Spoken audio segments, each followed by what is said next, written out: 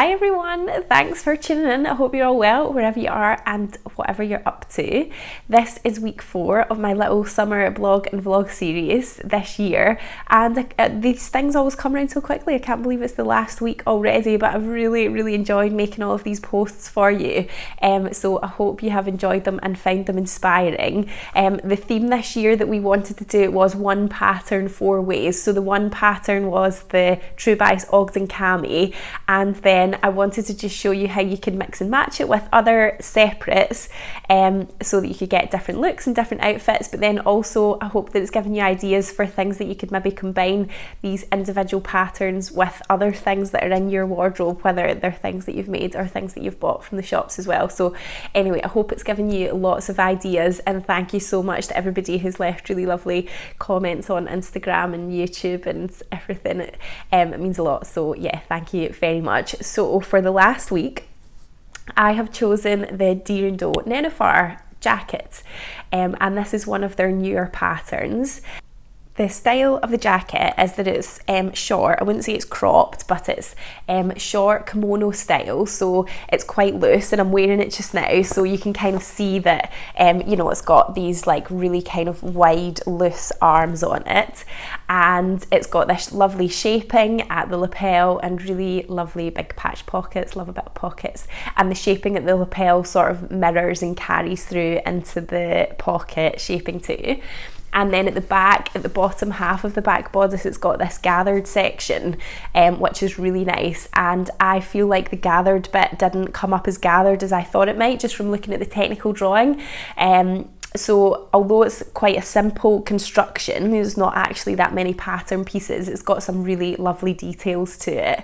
There are 2 sleeve options, so I made the 3/4 length option, which is just quite wide, and it's like a sort of bell shape at the bottom, but then there is also a full sleeve version as well, which has got a separate section, so there's a seam in the sleeve, and then that bottom section of the sleeve's gathered, so it just makes it a lot fuller.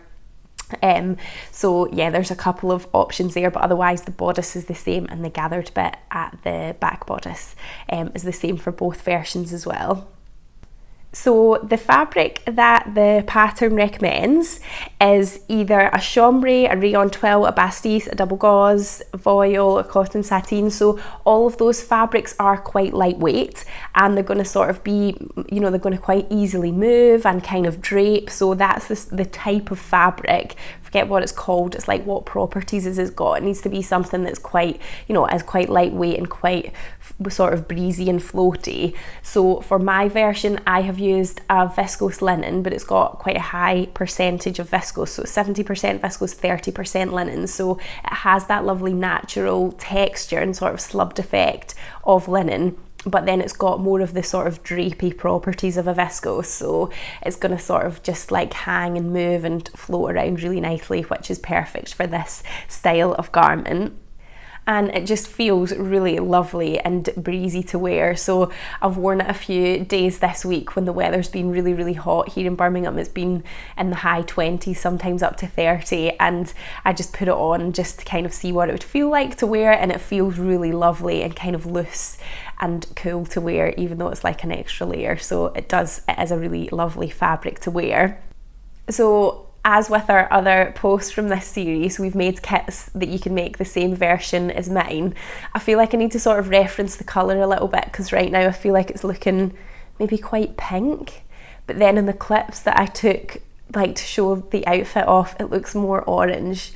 But if you have a look in the blog post that goes with this video, I'll link to that in the description, then the pictures that are in that blog post are much more reflective of the actual colour. It's just one of those colours that's quite hard to capture, and it can look different in different lights. It is quite a really nice sort of a fresh corally colour, not too pink, not too orange, just like somewhere in the middle. But yeah, if you check out those pictures, then you'll have a bit more of an idea of what it actually looks like in real life. And then in terms of sizing with this pattern, so the way that Deer & Doe label their patterns is, so it goes from a 34 up to a 46. That's like how they describe each pattern size, so that's in the printed pattern, but then in the PDF pattern it goes up to 52. So to give you some context, in the printed pattern that's 31.5 inches up for your bust, up to 41 inches in the 46. So I'm not entirely sure where the 34 to 46 comes from. Maybe somebody who knows more about European sizes can shed light on that. But the bust size is 31.5 inches to 41 inches in the printed pattern. But then, as I said, it goes up to a size 52 in the PDF, and that is a 45 and 5/8 and 1/8 inch bust. Sorry, I'm just checking I've got all my measurements in my notebook. So then, to give you some context, what I did was, so my measurements pretty much correspond to 38. My waist's not quite as small as that, but yeah, I'm basically a size 38, which is a 34.5 inch bust. But when you have a look at the finished garment measurements, you can see that for the bust, the finished garment measurements are 41 3/4. So that's quite a big difference, 34.5 inches up to 41 3/4 inches. That's a lot of ease. You know, you can see it's really loose and baggy. So when you come to choose a size, if you're between sizes or you're not sure, it might be that you want to size down. So just look at as well as taking your actual body measurements to choose a size, also take into consideration what the finished garment measurements are as well. So that's the sizing situation. Now, in terms of construction, as I said before, there's not that many pattern pieces in this. You've just got your front and back bodice, you've got that gathered section at the back bodice as well, sleeves, lapel and pocket. But probably what the biggest challenge is, specifically with this version, is that the fabric is viscose, and therefore it moves around a lot and can be quite slippy when you're making it. So I would recommend that you check out my first video from this little series, which was about the Truebias Ogden cami, and I made that in 100% viscose. It's really, really slippy.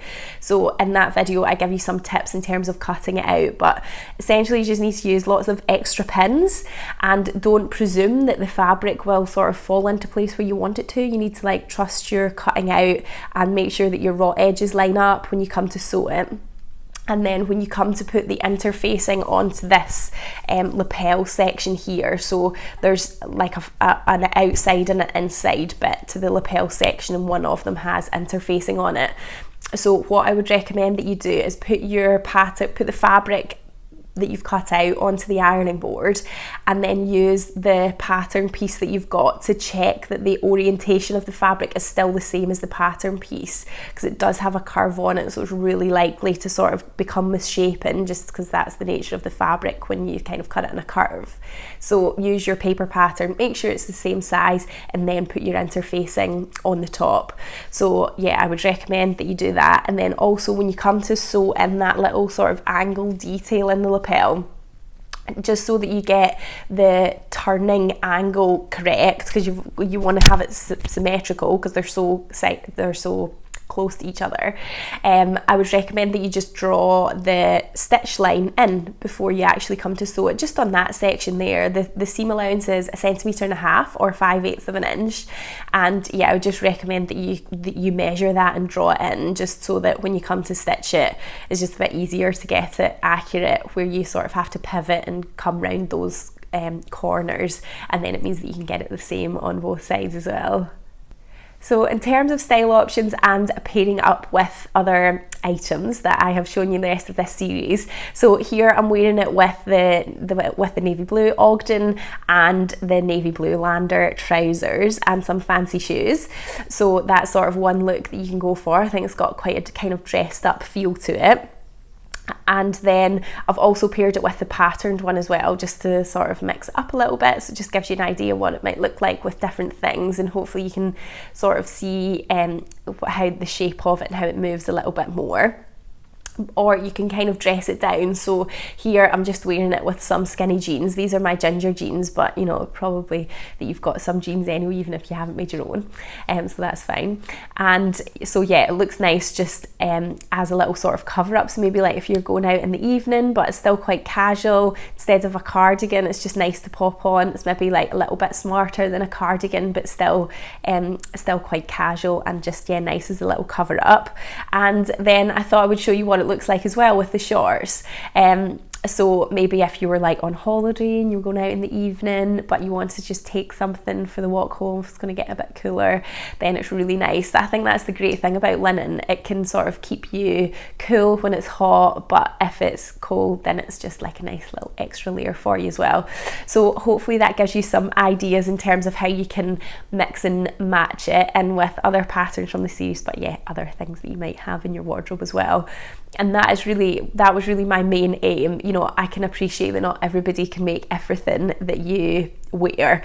I make a lot of time to sew, and that's kind of my job. So a lot of the things that I have and that I wear, I have sewn. But if you're looking for just like key pieces that you want to get a lot of wear out of, then hopefully some of these patterns that I've shown you are good to do that. And that, you know, it's really great to be able to make different versions of the same pattern too. And it's not just like you can get one pattern and make it once and then never make it again. Things can look really different when you use different fabrics, or when you just pair it with other clothes as well. So yeah, but thanks so much again for watching and all of your support and all your comments and everything. I've really enjoyed making this little series for you. If you do live locally, then come on down to our summer party, which is this Saturday, the 14th of July. We're going to have loads of samples out and lots of extra members of staff on hand to give you advice about picking patterns and pairing them up and getting projects sorted for the summer. So, and there'll be drinks and refreshments and all that sort of thing too, so it should be a fun day. But I hope you enjoy the good weather if you're getting some, and I shall be back soon with lots more sewing ideas for you. Sorry, one more thing I forgot to say. Of course, there's a blog post that goes with this, links to the kits as well, that I've got all the things that you need to make my version of it. So you'll find that in the comments section of the video. So they are limited stock, so sorry if you're watching this in the future and the kit has sold out, but we do always have the pattern and fabrics separately anyway. But yeah, okay, I think that's it. Thanks guys, I'll see you soon. Bye.